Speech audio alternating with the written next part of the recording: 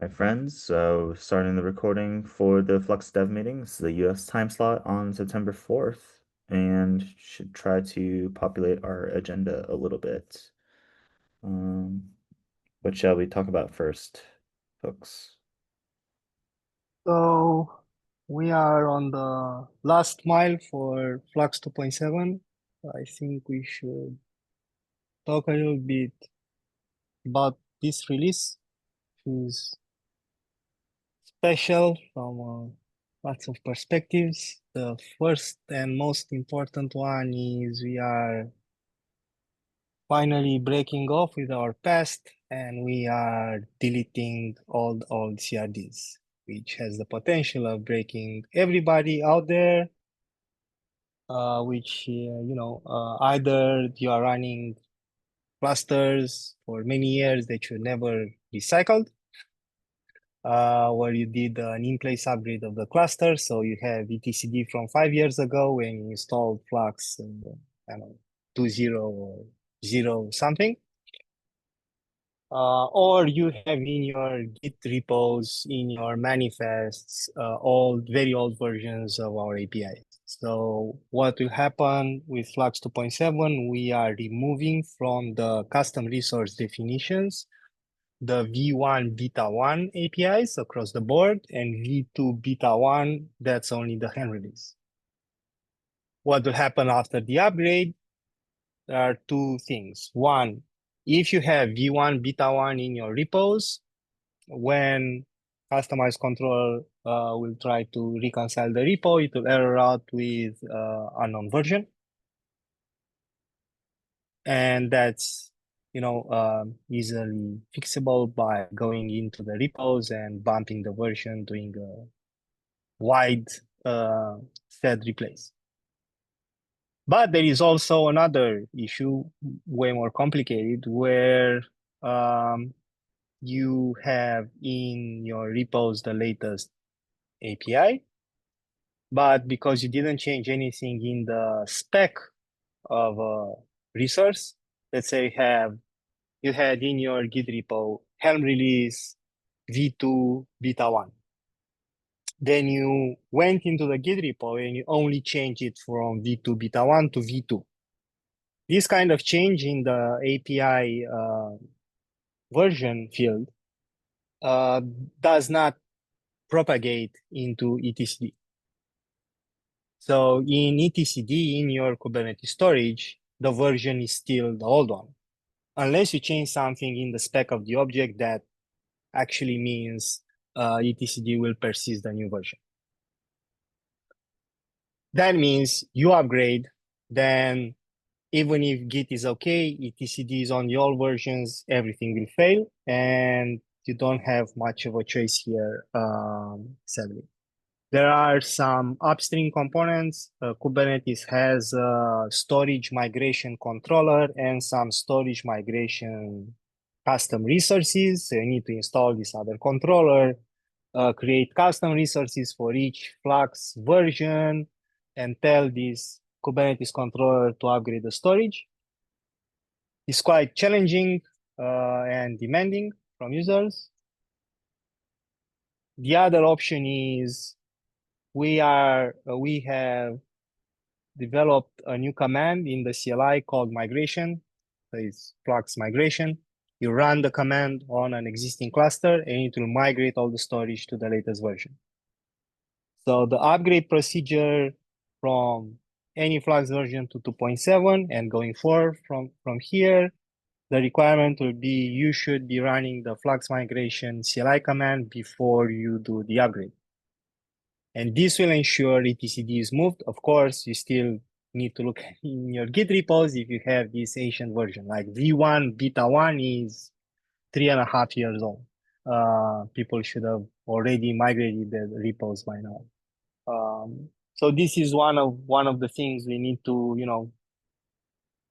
make sure at the upgrade, maybe steal from the phrase from the Kubernetes release notes. No, you should really look into this before upgrade. How they write it. I think is that, yeah. You should really read this before upgrade, like with a bold. uh, so that's one thing that was a shout out. Another thing is we are very close to the release, but we still have a bunch of pull requests open, which are currently blocked on the fact that we have changes in source controller, which are merged, but because source controller is not yet released, we can, for example, merge deep DSPR in image automation controller, right? So, and this type of pull requests will add up. I'm adding now external artifact to source controller, and it's the same story. Even if we merge the external artifact into source controller, I can't move forward with customizing helm controller and merge the changes there because source controller needs a release. And we are, in order to, you know, be able to run end-to-end tests, merge all these things, and not do it last mile the day of the release. My proposal will be for us to do this week release candidate release of source controller. So we're going to do v170 minus rc.1 for source controller. This will kick the whole pipeline. We'll have a release for it. We are going to write in the release notes in the GitHub release page that this is not for production use. We are not going to release Flux 2, of course, right? So just source controller. Then DP, me, and others that have all these pull requests everywhere, we can go in there, bump the version to RC1, and merge those pull requests into all the other controllers. And then we can do a full end-to-end test of all the controllers together with all these new changes, right? Without having to build our own images and so on. We can then use the build pipeline in all these controllers. But this has two advantages. One, we can do the end-to-end test of source controller faster than waiting. And second, we merge all of this stuff and not do it 10, 12 hours before the release, and gives us some headroom. If there are some issues, we can discover them easier and so on. Dipti, are you okay with if we tag RC1 to go in there and bump it and have it merged? Yep, yeah, I think that's perfectly fine. You can also test them together afterwards on Azure. We typically pick up all the controllers together.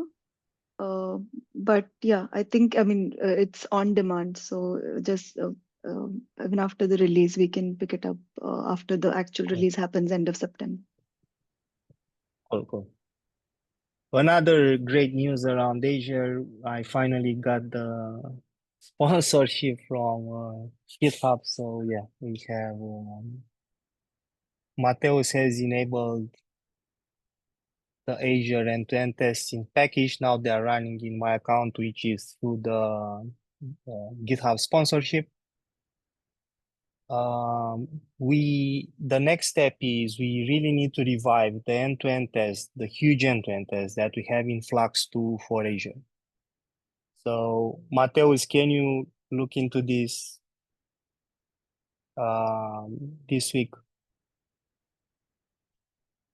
This what? To look into re-enabling the Azure end-to-end test in Flux 2 repo. So the end-to-end There's test there also in image Flux 2 reflector. also Yeah, I image can do reflector, yeah. yeah, I can do those too. But let me tell you about, like image reflector, it will be easy.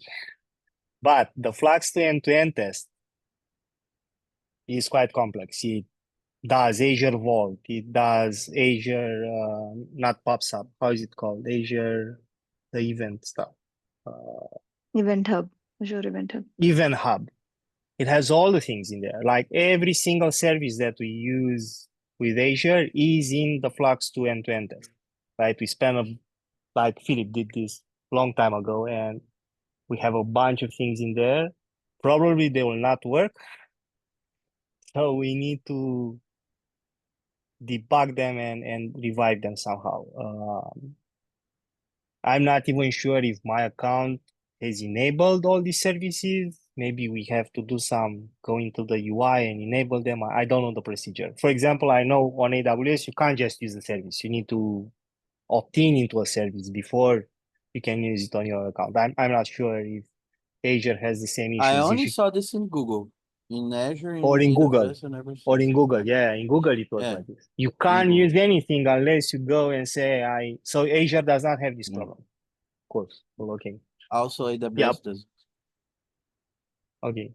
So I think it will be really good for 2.7 to be end-to-end tested before the release on Azure using what we have now. So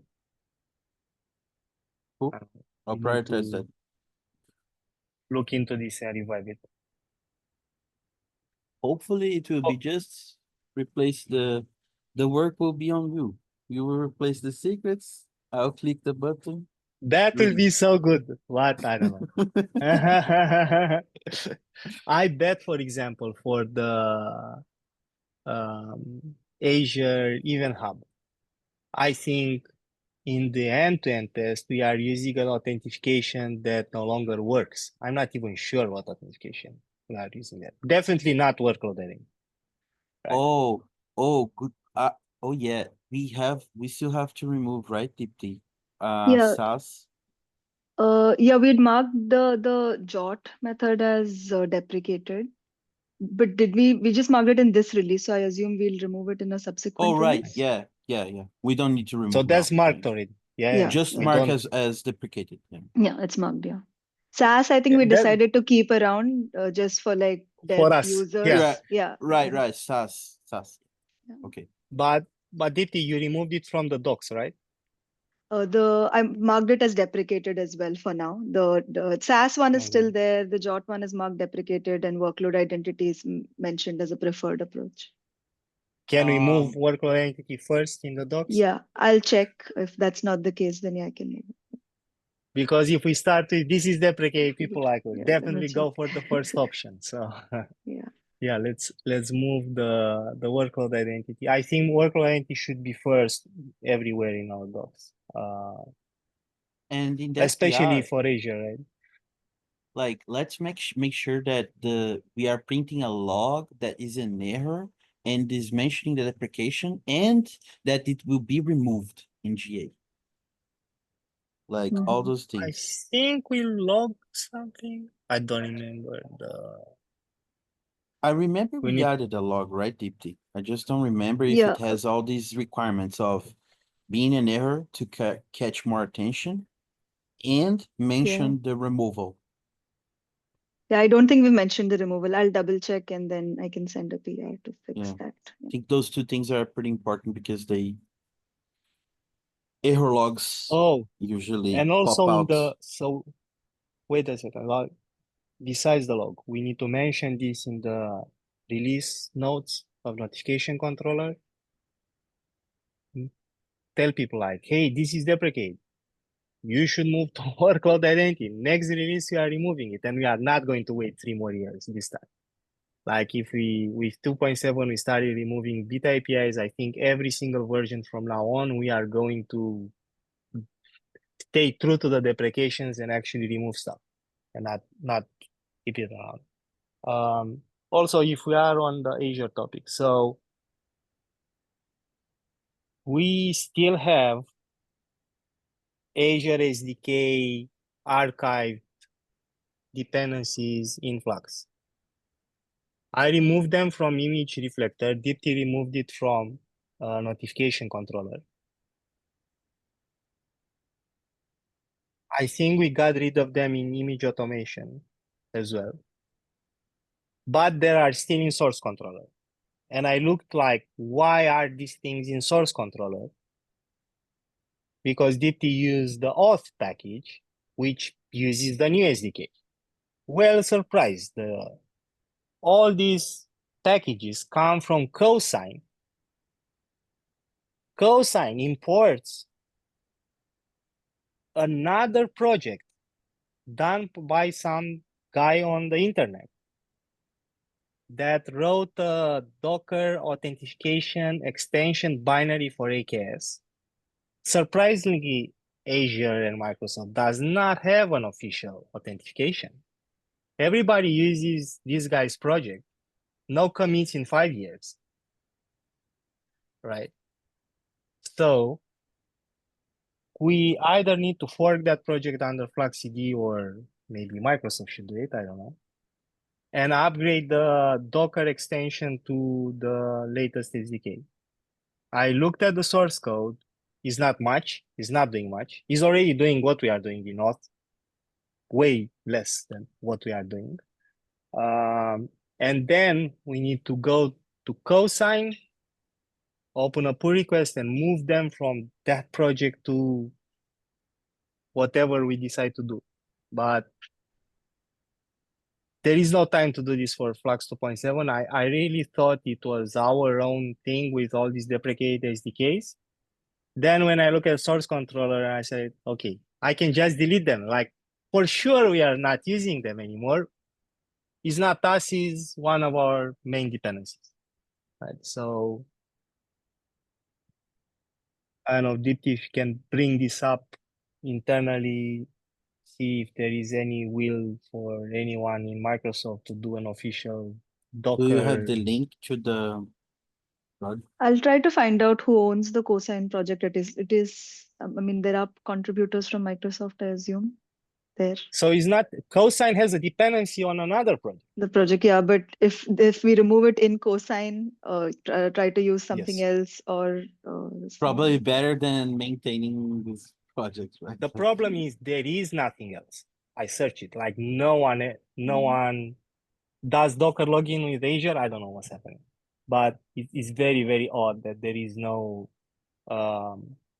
public official Docker auth for AKS, ACR.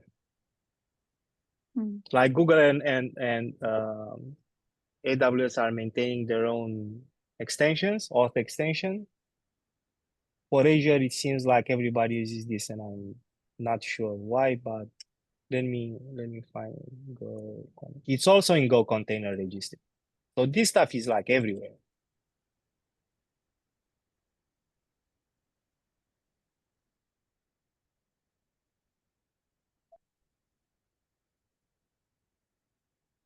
Wait a second. Are you talking, so you're talking about container registry authentication? Yes. Then you're probably talking about the code that we have as well, right? Do the same thing. So Yeah, yeah, we don't the need that code. exchange. It's just that everybody imports this other project. Yeah, I think I'm understanding Stefan is saying I would really like to shake this dependency out from the Flux dependency tree, but everybody else seems Yeah. to be using this really So old thing. if it's for container registry, Azure Container Registry Authentication, then this project must be doing what we are doing in our package already, which uses only the newer SDKs, in which case we could contribute to cosign a code that is similar to ours and eliminate the dependency, like Deepti was saying. Then it's like, Yeah, I mean, convincing them that they now own this code, as opposed to using an outdated dependency, will be a hard conversation whichever way you go about it, because somebody has to prioritize it and probably be paid to work on it. But yeah, that's Yeah, okay. yeah, so Here. So this is the project that everybody imports. Go Container Registry that we use imports this one. Everyone that wants to authenticate around Container Registry with Azure, use this project. This project has no updates in 2 years. Now, there is an issue here in Go Container Registry with people saying, hey, we are using Azure SDKs which have been archived for 2 years. What's going on? Can someone update? Everybody says that project is not maintained. And this is also in Cosign because Cosign imports Go container registry.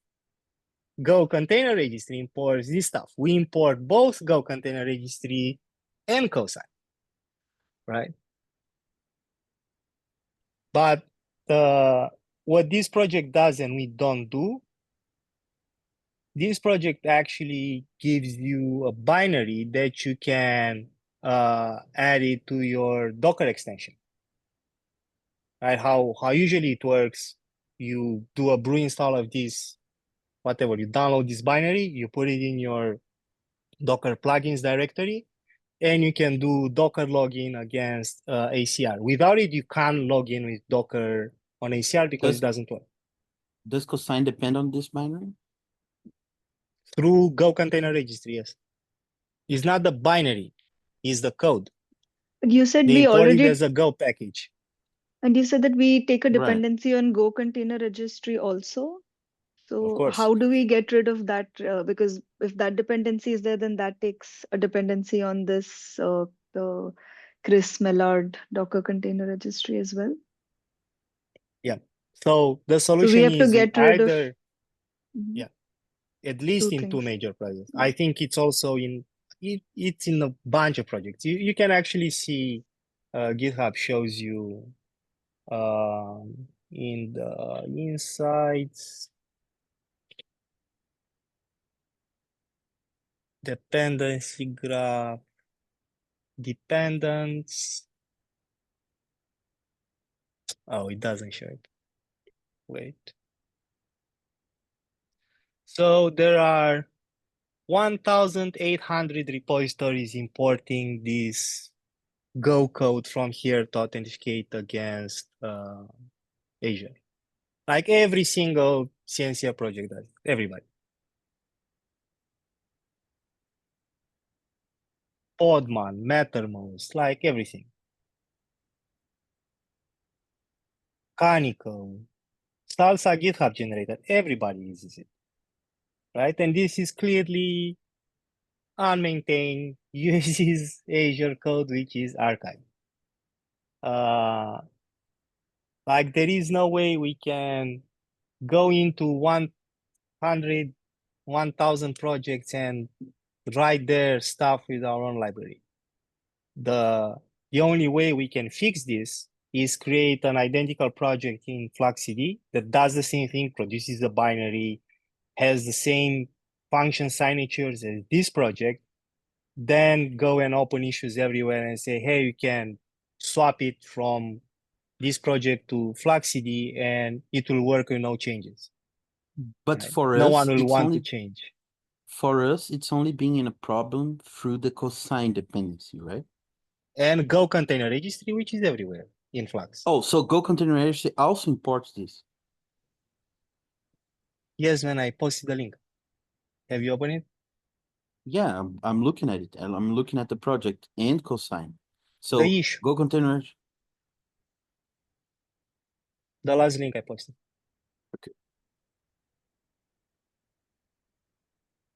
Hmm. Okay.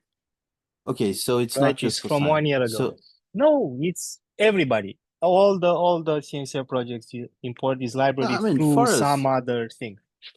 we care about us before first, right? For us, it's Go container registry and cosign. Yeah, yeah. So we need to So there's two create. alternatives. Yeah.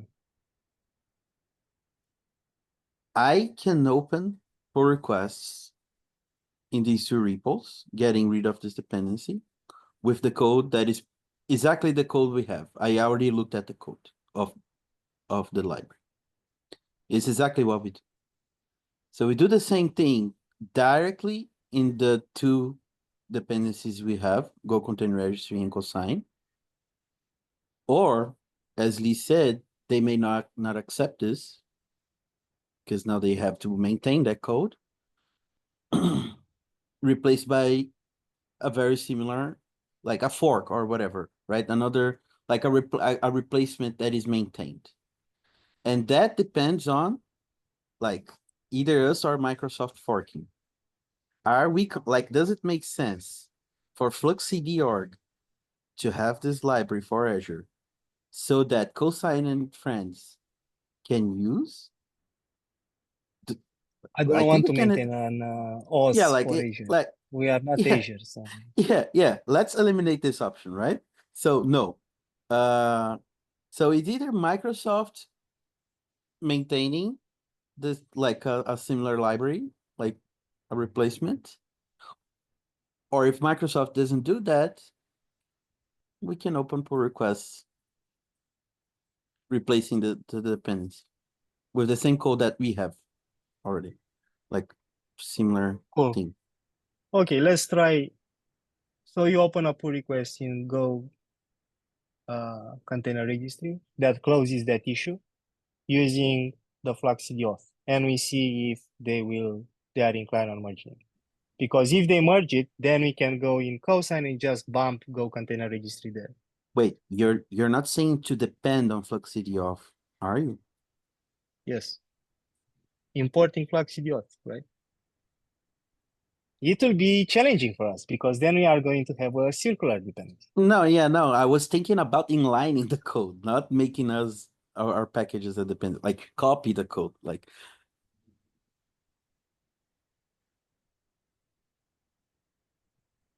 Okay, go and try it. Maybe, I will bet they will not merge it. No one wants to deal with Azure code. yeah. So I think like what we should do first is wait on Microsoft thinking about the idea of maintaining this like a fork or whatever, a replacement. And then we decide on opening the pull request or not, right? It's this, like, if Microsoft says yes, then yeah, Microsoft will maintain, we replace could the actually, dependencies. Dipti, we could actually write it. Like someone from Microsoft has to create an empty repo and we are going to write all this library for them. Yeah. We'll contribute. Yeah. That's a good idea. We'll Yeah, contribute to make it you not create the suck. repo. Yeah, we contribute the functionality, and then we also contribute the replacement PRs in co-signing Go containers. Cosine Without or us owning it. Mhm. Let me try to see if I can find some people who work on other upstream things. Otherwise, yeah, I can look into it a little more. I could raise this with Mo. I think Mo would care about this Mhm. since everyone needs to use this to auth with container registries. Yeah, so we're saying that this Chris Millard Docker credential ACRENV, whatever this repo does, we need to have something similar in a supported way in Azure, which is using the supported like the latest packages and not the older Go auto rest, right? Yeah. Look, if you look here in Sigstore, cosine, same dependency.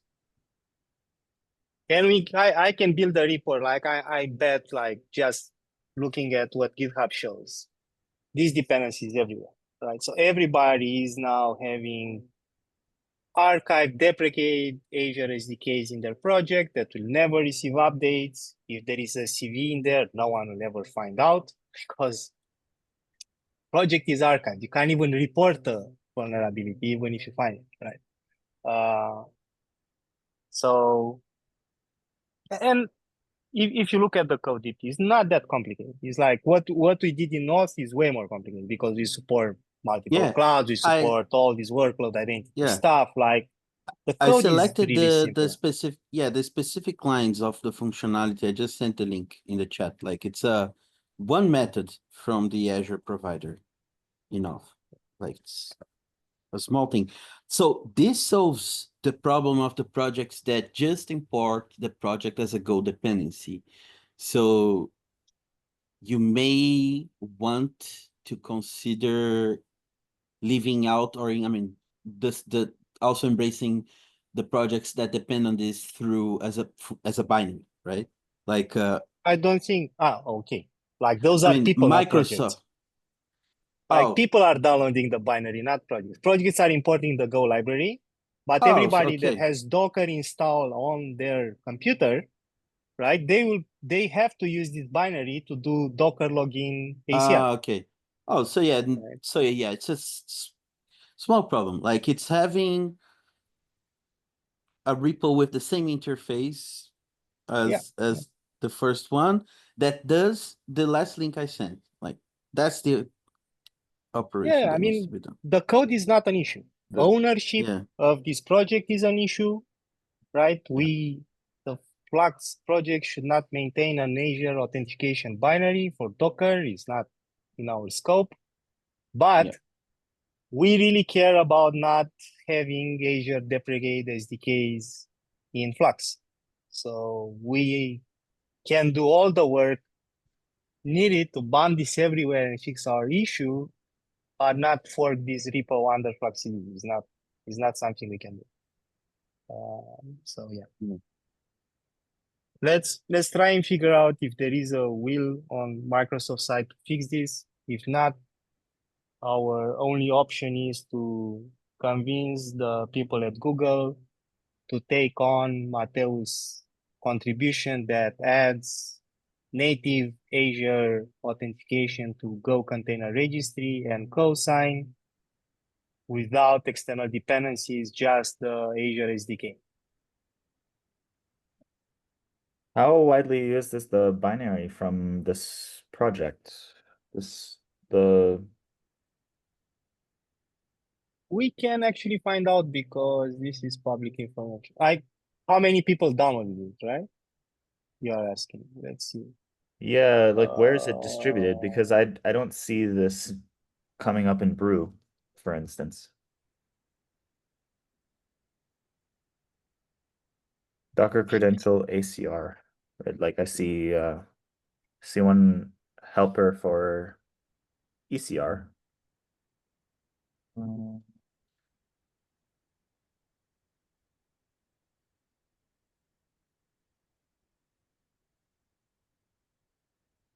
See a general one for Docker credential helper.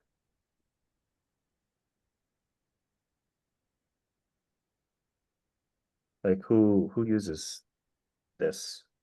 If no one really uses the binary or it's like some weird thing, then it's easy to provide an alternative, especially if Microsoft starts to document it in other places. But I'm not sure how people find their way to this repo and or like find their way to a binary artifact that comes from this repo and like that it's like a really old release. Like who's packaging this? Nobody? It Maybe the has 25,000 dollars, which is not much. Like no. Flux is billions of dollars Yeah, that's compared to this. if this was So truly widely utilized on client machines, I mean, maybe yeah, people it are should pulling it have into their NFS share somewhere and using it, but yeah. no. Yeah. Yeah, so I think the binary is not that vital. Like what is vital is to have a Go package that people can use, which in all these CNCF and OpenSSF projects. Yeah. I mean, at the end of the day, I think the binary, all it's doing is um calling the function and then spitting out some Yep. environment variables. So like that's a pretty simple thing to support if people want to use that. But like okay, Yeah. cool. Yeah. Um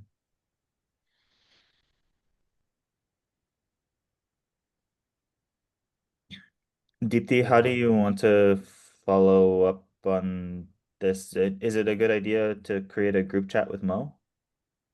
Yeah, we can create a group chat with Mo. I can also try to find out if there are any other people in Azure Container Upstream team, which usually has a bunch of these upstream related projects under their radar. If any of them have any, pointers for us on how we can, the best path to move forward. And yeah, we can gauge yeah, the interest levels and then take it from there. I'll try to reach out to the folks and then get back. Well, Yeah. as I said, I mean, the work that needs to be done is in writing code is trivial.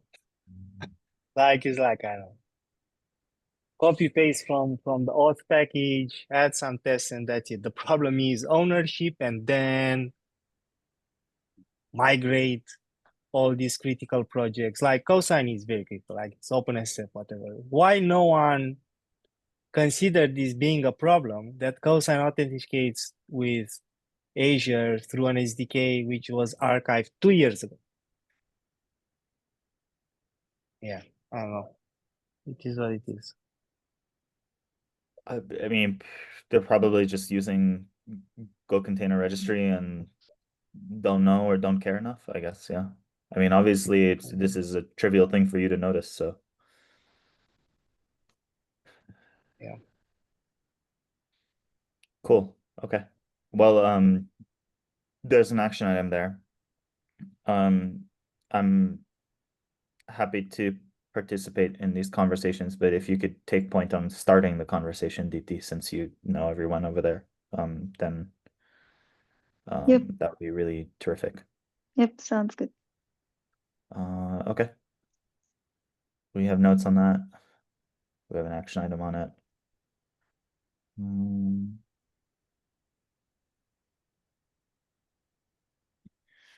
Yeah, I think from my side around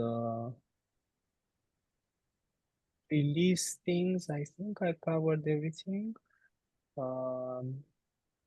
We managed to upgrade. So Flux Kubernetes 134 was released last week, and we quickly upgraded Flux to it. There were no issues, no breaking changes. Everything went smooth. We are now waiting on Helm to do the same stuff, but like what happened last time, we released before Helm did a release.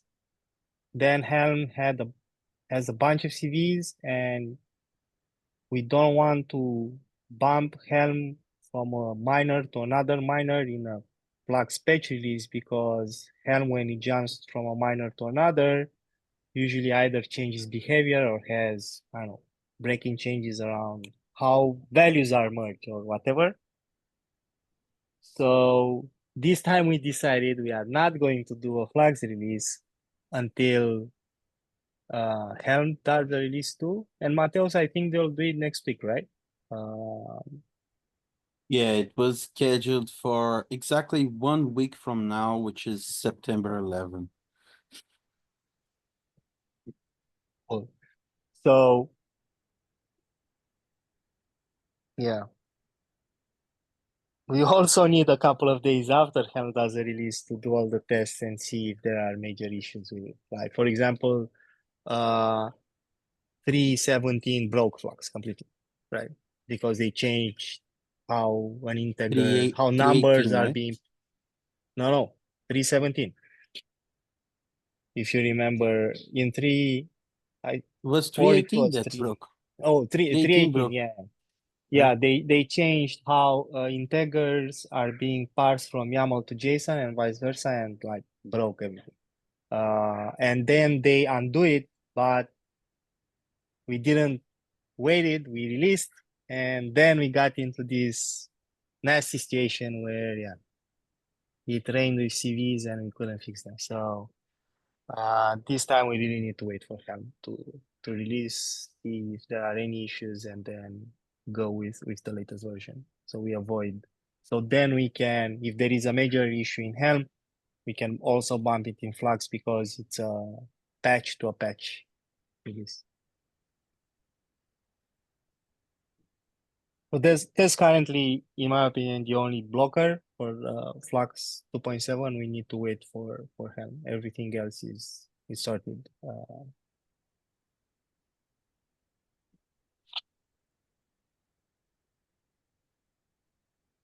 We were syncing a little bit before this call, and Stefan asked me to pick up this maintenance upgrade for image reflector, just to upgrade the Badger DB API to consume their V4 API instead of V3.